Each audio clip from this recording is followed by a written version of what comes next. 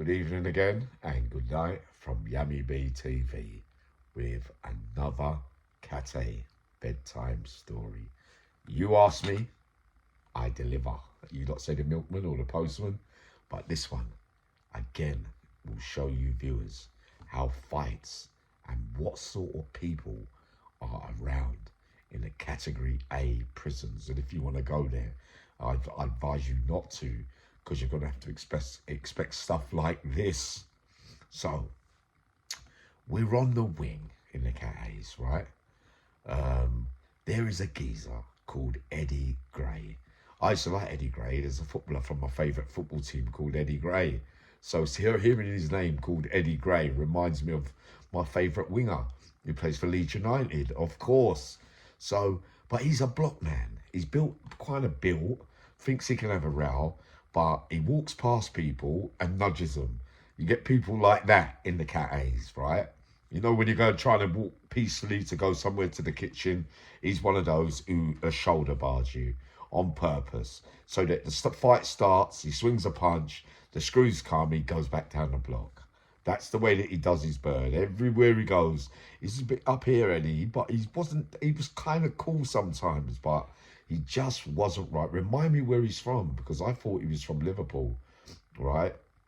So one day, Sean Brandish is on the phone.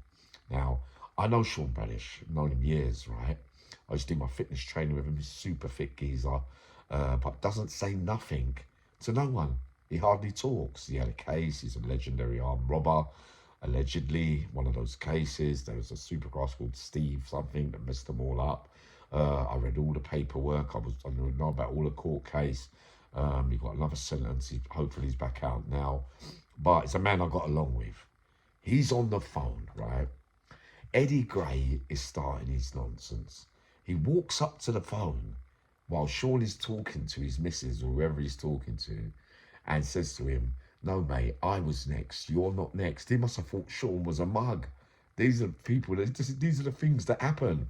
So Sean said, "Hold on a minute, mate. I'm going to finish my phone call and then you talk to me then."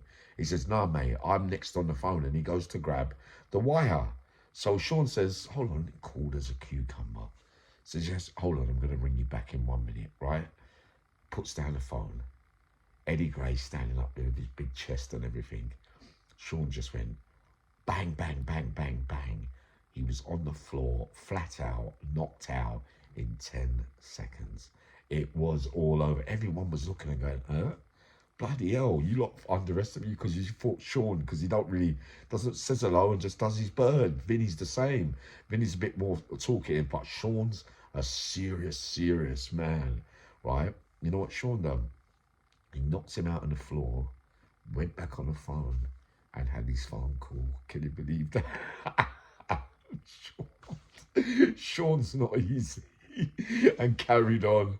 The bell's gone. They're picking up Eddie Gray. The screws are asking him to come off the phone. Eddie Gray's back down the block now where he belongs. Oh, God. The characters you got to meet in there. It's so much trouble. I remember every time he used to look at me, he used to be thinking, oh, God, I used to have some...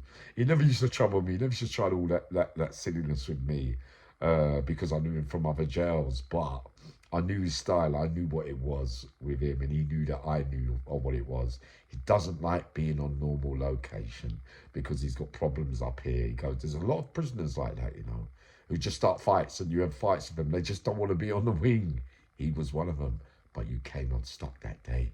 You got 6 punches off Sean Brandish, and you were knocked out.